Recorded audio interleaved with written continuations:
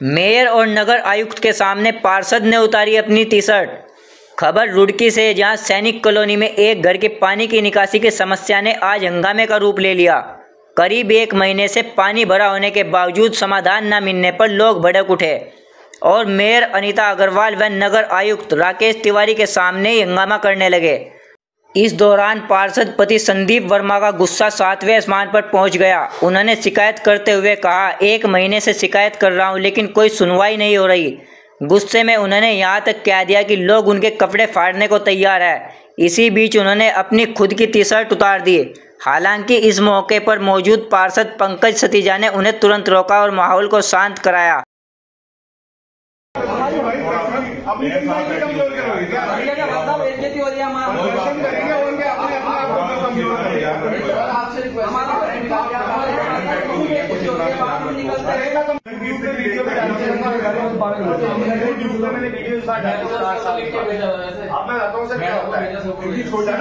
सड़क बनने का प्रावधान नहीं है, बनाई जाती।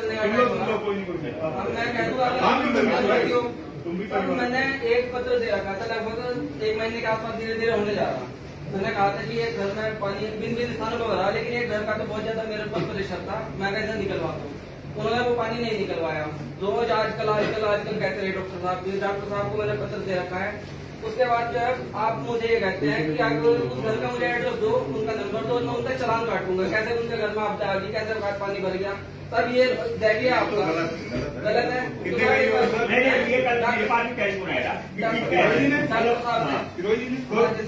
अब साहब एक बात सुनो, हमारे को और तो कुछ है नहीं, हम तो देखो नाम नेता है। मैं अपनी पत्नी की तरफ से यहाँ पर प्रतिनिधित्व के रूप में आया हूँ।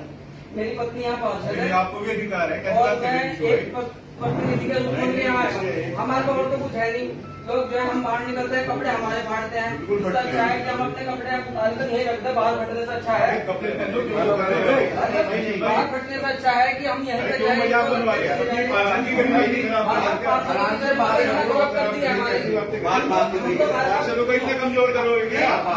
नहीं, हमारा तो इन्होंने इतना बुरा हाल किया, हर जगह बेइज्जती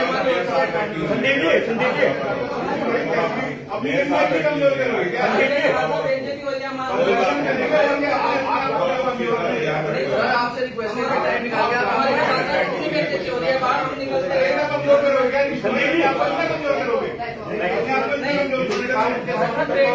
रही है बाहर,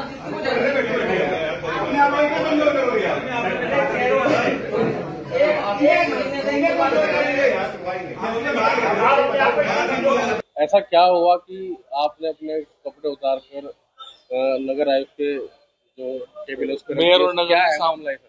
देखिए सर, मैं पहले तो आपको बता दूं, वार्ड नंबर 20 चौमंडी से मेरी पत्नी पार्षद है रिशु वर्मा। उनके प्रतिनिधि के रूप में मैं यहाँ पर आता हूँ, देखता हूँ। जब आवश्यकता होती है मैं स्वयं आती हैं, और अगर वो कहीं बिजी होती है तो वो अपने प्रतिनिधि के रूप में मुझे यहाँ पर भेजती हैं। तो एक पत्र उन्होंने दिया था, लगभग 1 महीना उसको होने जा रहा है, और भिन्न जगहों पर पानी भरा हुआ था। यही जल भराव की समस्या थी। 1 महीने से मैं डॉक्टर जो सिरोही साहब है, उनके मैं चक्कर काट रहा हूँ कि भैया वहां से पानी निकलवा दो। इन्होंने 1 महीने तक मुझे लाला लगा के रखा, कहते रहे कि आज निकलवाएंगे, कल निकलवाएंगे, आज आ जाएगा, पक्का आज आ जाएगा। कोई आज आते आते वो ऐसी स्थिति आ गई कि वार्ड में अब हमारी बेइज्जती होने लगी बहुत ज्यादा, और लोग कपड़े फाड़ने को तैयार है। तो कपड़े क्यों फटवाए, यहीं रख देंगे आकर के कपड़े अपने। ये तो थी जी कपड़े के, अब कपड़े पहन करके आते हैं। ये मैं अपने बच्चे की टी-शर्ट पहन करके आया, कहने पर भी क्यों नहीं? अब ये तो वो जाने क्या उनके मन में है, उनको काम करना नहीं है या क्या विचार उनके हैं। वो पहले भी उनका मेरे ख्याल से नहीं, उनका स्थानांतरण यहाँ से पहले भी हुआ था। वो शायद उन्हें रुड़की पसंद ना आ रही हो दोबारा से।